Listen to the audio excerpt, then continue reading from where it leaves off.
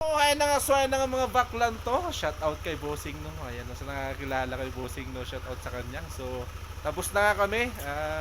Tinira lang namin. Thank you. Ayun, thank you very much. Oo, syempre. Kasi syempre, hindi ko maasikaso yung sasakyan ko, yung motor ko.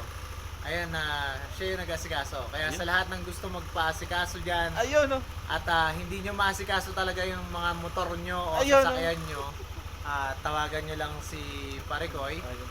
para mag-asikaso, Ayun. di ba? Ng inyong papeles ng mga sasakyan. Ayun. Let's go. Let's Tito G. Noel, Tito Noel Official. Ayun no. Salamat po kay Bossing sa tiwala no. So ayan no mga baklong. Ay, shout out pala kay ano.